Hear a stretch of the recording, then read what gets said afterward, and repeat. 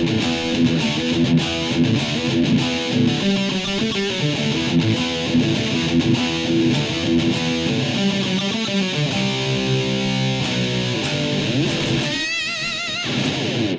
everybody, Dave Nassi over here at Epic Guitar Instruction. How you doing?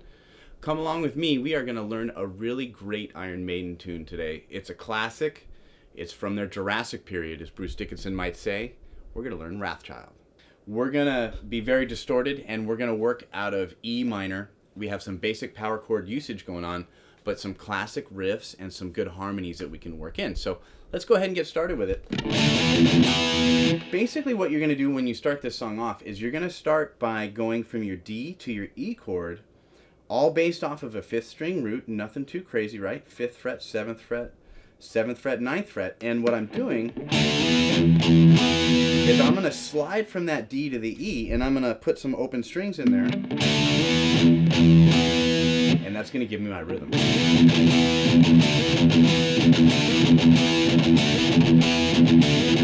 And that's kind of the feel of it. There's some riffage going on, but we're just going to start with the basic idea of what the rhythm is.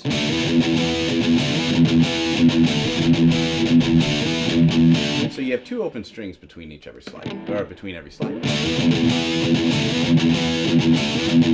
Now this really cool riff that's going to go down here. I'm going to start with my G note, and what I'm going to do is I'm going to pick it twice. I'm going to ascend from F sharp all the way up to A. From there,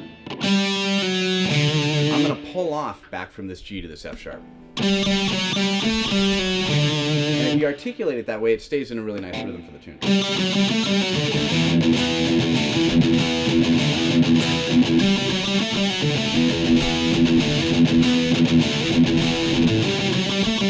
The harmony for that, which we can play, is actually pretty close to us. And I'm just going to start and pick it the exact same way, finger it the exact same way, everything just as such. I'm going to start on the 7th fret 3rd string. So that's going to be my D going to my C sharp. And that's going to be the harmony to this.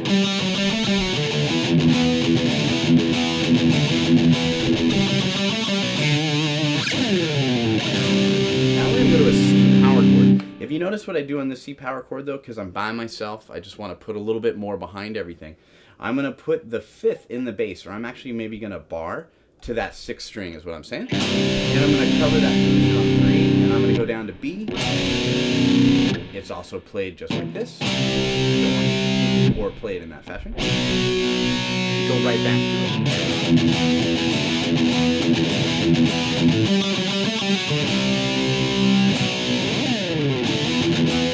You're going to do that 2 times in a row. After you play it 2 times in a row, we're going to go.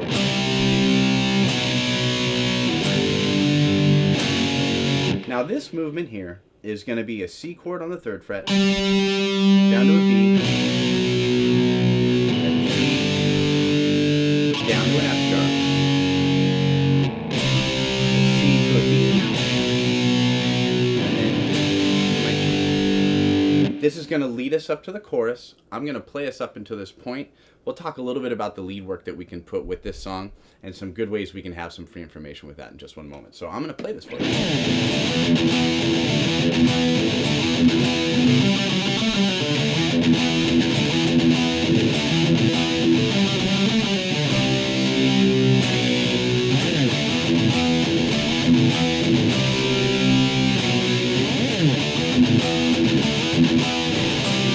to that next chord section. I have a few more chords to play.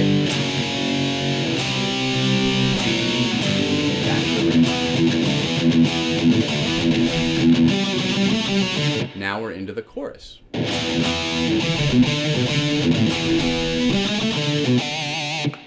Pretty fun to play. 2 stabs on an E power chord. Moving into a bluesy type riff, I'm going to place my 3rd finger on the 7th fret 5th string. Moving that E to the D with either a pull off or a picked motion. I'm going to reach over, grab my B, hit that E, back to E. That's way we execute that. A little bit of inflection off that first finger. It's not a bad way to go to give it a little bit of character. Another stab of 2 E chords. A chromatic run starting from the 5th fret, 4th string. 3 notes only. Then I'm going to jump my index finger back up to D, hit my B, and go back to my D again, giving me this for my second tag on my chorus.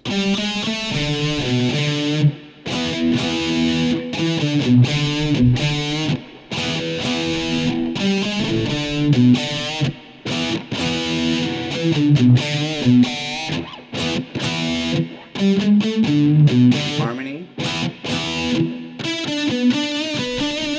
Same thing, starting on that 3rd string now on the 9th fret, and then executed just there. So that's going to be really nice. That's chromatic from 7.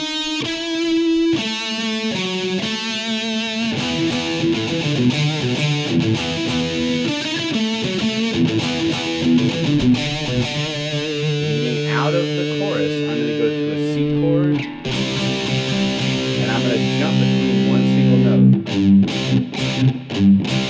You could go, but I don't think that is quite proper. I think it's going to be best to have our finger actually accent that G note there. Up a whole step, leading into a really nice bluesy riff.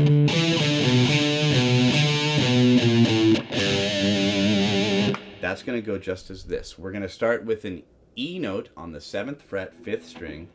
I'm going to descend 7, 5, going to 7 on the 6th string.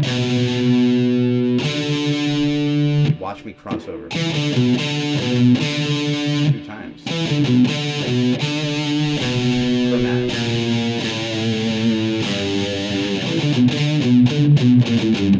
And then we're going to rock a solo after that, and we're going to talk about that. Okay, so let's just talk about up to there. I mean, we're doing pretty good. We got a pretty good riff section coming out of the solo, but I would say we have some classic rock stuff going on. And what's nice about something like this, it's in E minor, so you can do a lot of your good basic soloing. And this is where I'm going to give you some helpful information that'll go great along with the video. In the text box that you see below, there's a link, and if you click on that link, what you'll get is a coinciding ebook and free video that's not available on YouTube that'll give you diagrams and scales for soloing. So in a moment here, when you hear some of the terminology, if you're at all unfamiliar with it, you can just have it sit right with this video, and it'll be really great. The freedom of a song like this is we don't always have to do exactly what they're playing, but we can have the guidelines to get lost in it and play our own stuff. That's what that'll give you. It's free. All you gotta do is just click on that link. So that'll be really cool. So when addressing the solo to the song, I'll say this. We'll cover some key points that we can do, and using some diagram help, we'll be able to really focus on some fun points of it. This is gonna be in E minor, so we're gonna think of pentatonic in 2 positions to start with. Basically, we're gonna look at a big bend that happens on the 3rd string in the 2nd fret. And you hear this pretty much kick off with a pinch even, you know, you'll get a bit of a rake harmonic into that bend, which is kind of nice. Drag that out as much as you can, and we're going to draw out some really big bends with this. We could go... Now from there, I'm going to just slide. Now this isn't totally the solo note for note. This is just some points of interest within the solo. I'm going to go up to pentatonic. Focus on some of those bends that I can do off of 15.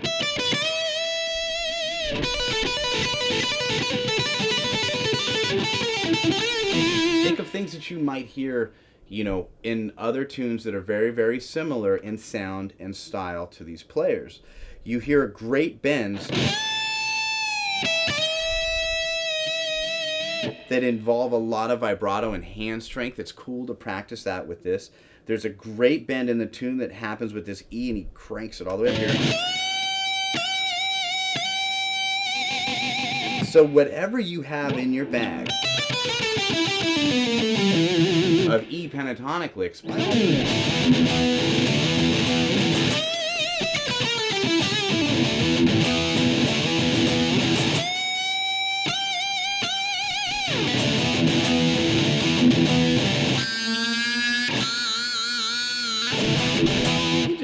fun with it, make the faces and get into it, you know? I mean, it's just you kind of get lost with it. But the idea is that between these chords, you can, by all means, hit some of those good points and solo just yourself, and we have the body of the song, and we're doing really well with it.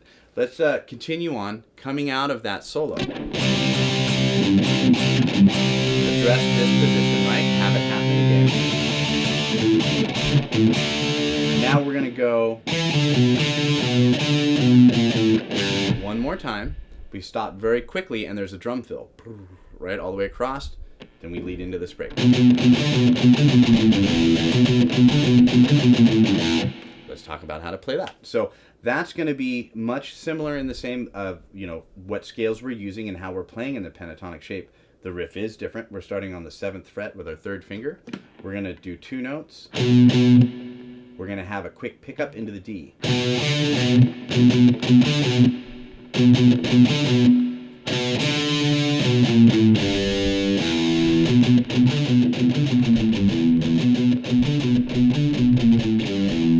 I'll play it really slowly for you.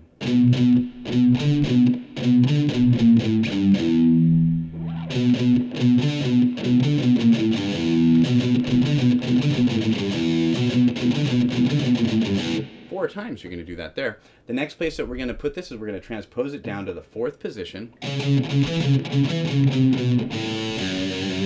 And that open string, we're going to play it the same way.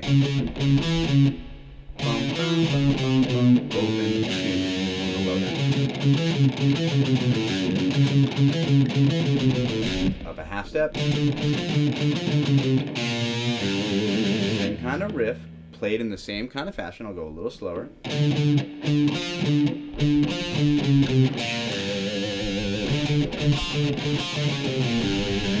you're going to launch back into your riff. And we've covered most of it, but I'm going to play this whole thing for you.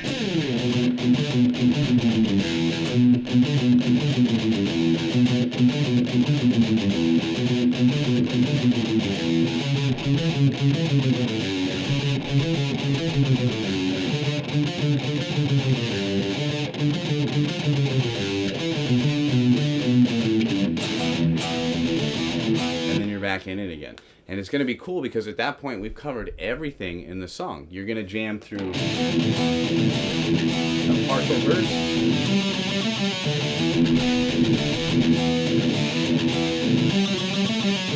including all of these sections that we covered before. Do this one more time. We're going to do that group of chords. The F sharp. Land on the G, go to the 2 times.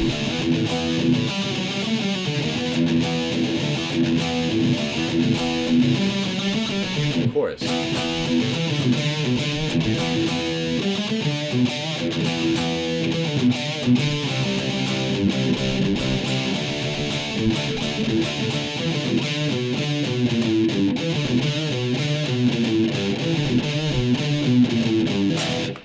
All right, everybody. I think we've got it. We have made it all the way through Wrathchild. So thank you so much for sticking along.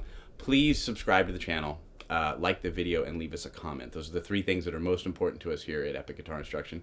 We appreciate all your feedback. We love doing this for you. Give us some tips, some suggestions, and I'll follow along and I'll learn them for you. Thank you so much.